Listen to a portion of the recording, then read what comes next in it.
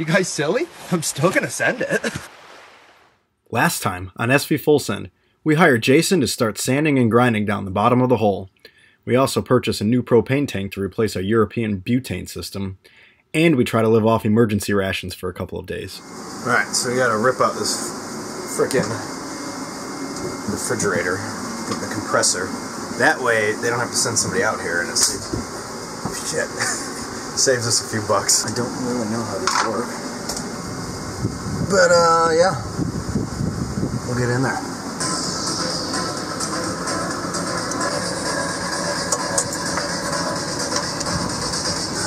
Now, how do they get it in there?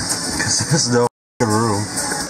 Got off these two things. I think that's where the coolant goes into the evaporator line. Go all the way up somewhere back there. Now I just got to get this behemoth out. See if we can do it sideways. She slid right up under there. I'm trying to see what the name of the brand is. Pretty dirty. Gonna have to give her a good cleanup back here too. Still fucking just... And that all goes straight up into there. Okay, so all this has got to come down. Should we just snap those? And I think we got a shop vac.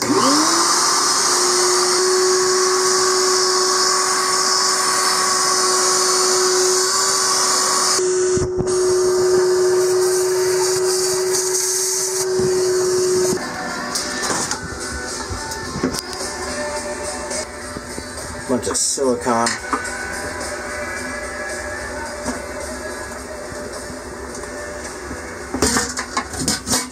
There we go. Look at that. So I guess we should be able to Just cut it, and then we'll just pull it out. No big deal. so But this looks like Snip. pretty much exactly what we're gonna get. But I think you said that instead of having two sides, it's gonna have one flat side and one rich side where the freon will go through. yeah. So it should be about the same height, and we know how to bend it. Let's get the rest. We'll keep the thermometer, so The exact length is. that what was in there. Let's save that foam. Yeah, probably wrap it around The new one. the Alright, for future reference, in case we need to know, C-Cop. We had shopped around at a local marine refrigeration store to see what a new evaporator plus refill and installation would cost, and it came out to around $1,000.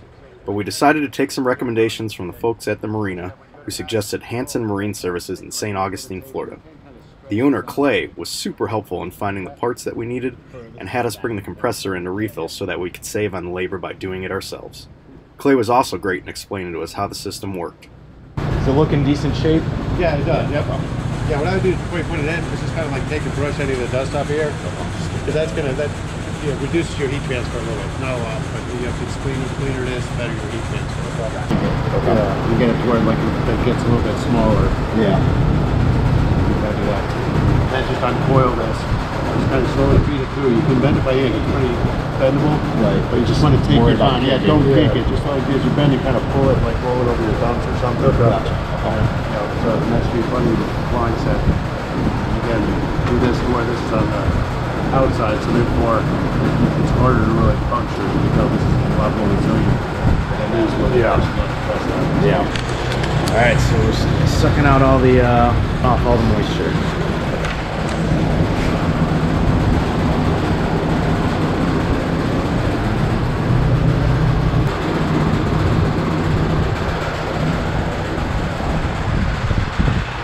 Decided to get a 6-pack cold beers. Yeah, some actual produce. Yep. And you can keep cold. Now what you gotta do is get the propane working. Yep. Get some hot meals. Instead of just canned ravioli. Alright, so we're gonna Bend this evaporator. put the mark where we need to bend right there. No, because you're bending it, you're making the This is touching the food, so I'm making an L with this. I thought this was going to be touching the food, so it's less likely to touch flat side touching the back. Yeah, it's the other way.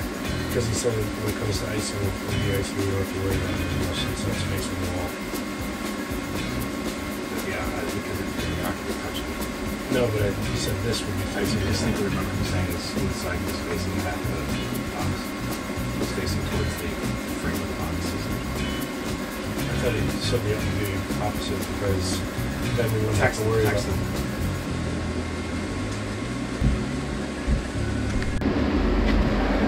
No. You hold the hole out then. Wait, no, now I gotta look at it. This one now. Kind of hold it so it doesn't, because it's weighted down.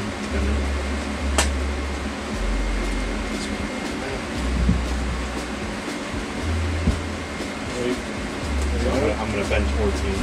No, but then that. Okay, yeah, that makes sense. But hold on. So if we bend towards you, so if it's going like this, it's the back. This is going to be the long side. So you gotta like do it in reverse. So when it's coming out of that, the tubing is going to be coming up. Now we just hold this.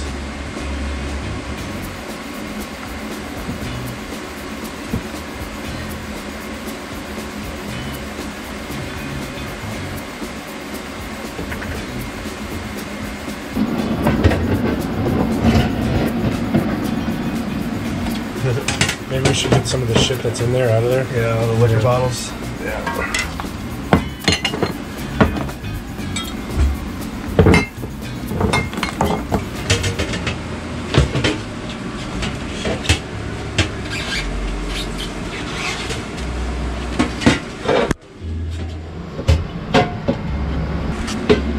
So just a little bit more bend.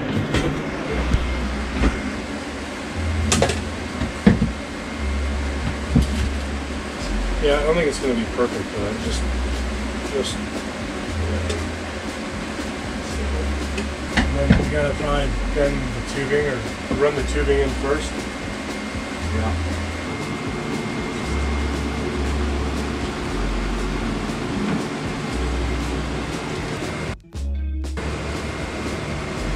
Edit that out.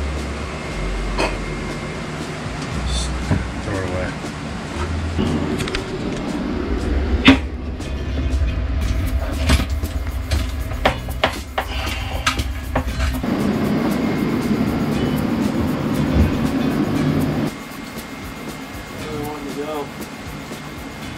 I'm trying to get the stuffing.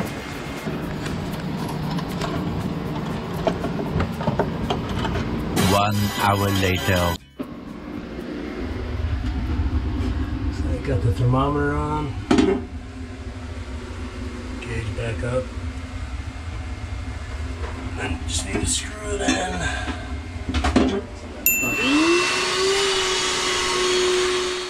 Jason did a great job sanding full send's bottom for us. For him to finish the job though, we had to raise full send off the blocks so Jason could reach the last part of the keel's bottom.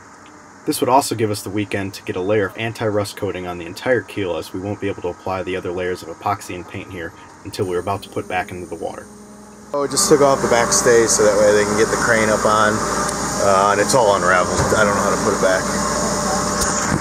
We got the topping work. Pretty much our backstay. Going to one of the things in the middle of the boat, just so that it doesn't fall backwards. So. Yeah, until we're able to tighten the backstays again, which will be interesting. And we're going to use that. Yeah.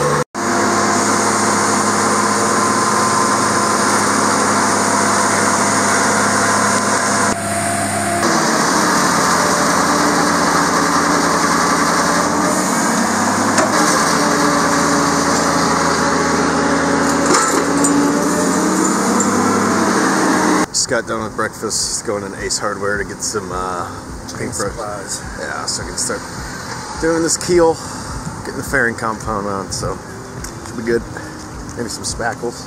Yeah. Well, we're working on the keel right now, wiping it down with acetone so that everything will adhere properly.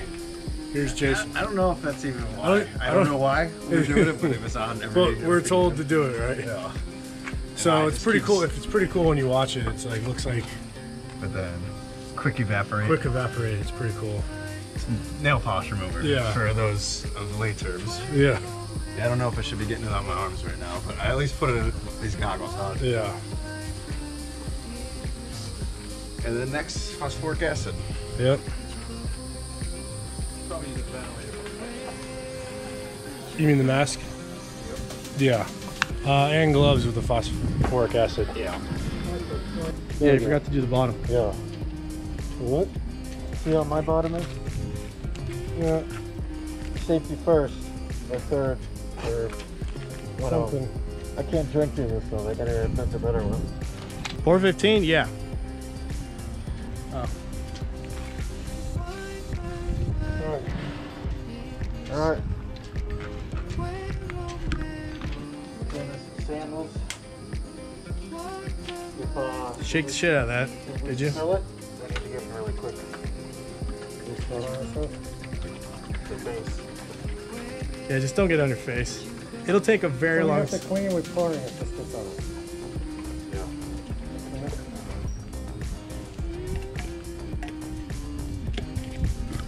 We're gonna get AIDS from this.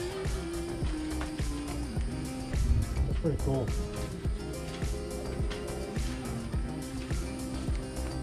There's another one. You only have 2 brushes? That tiny small one. Oh, you don't use that for the... What are you doing next after you pour 15? You gotta let the pour 15 dry. Yeah, and then we have to put on You gotta let it dry. then we have to put on the inner stuff afterwards. Yeah, that's gonna take 24 hours. This? Yeah. Alright, well, Yeah. So I mean, go ahead and use the brush. Go get another one tomorrow. Might as well paint it now.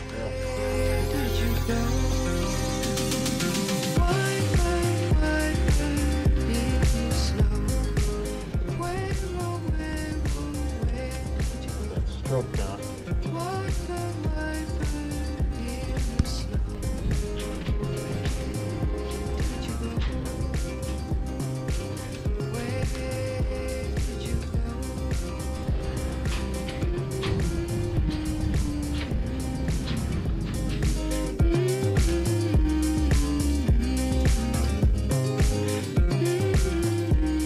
Still sucks. How's all the sun? I'm hoping my foot's okay. Well, we need to redo it again.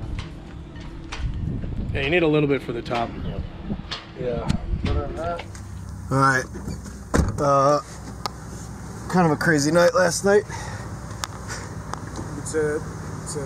Could say that, but we are back at it. We need to get some sandpaper if we're going to be doing this fairing thing. So back at Ace Hardware again. Should be. Got to get the bottom done today. At least this stuff, so that when we get it back on the hardware, we're about to throw it in. We can do all the painting. Yeah.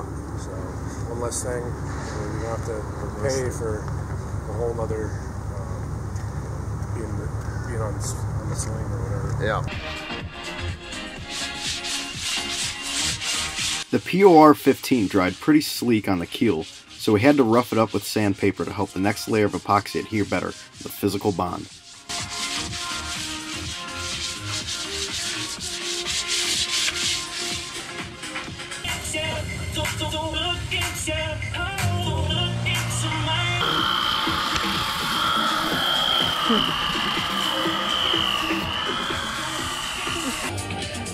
Alright, so we are.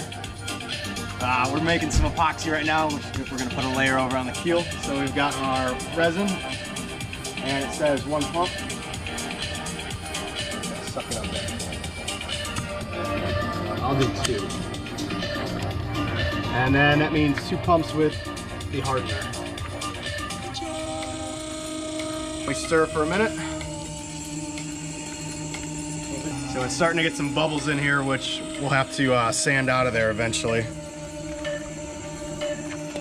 Just stirring to try to get out as much as possible.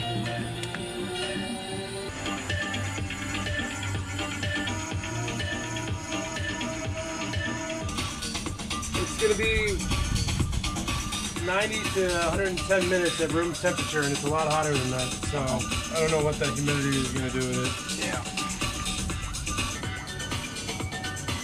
It's getting real gooey now. If you like this video and want to see more, subscribe to our YouTube channel and help support us on Patreon.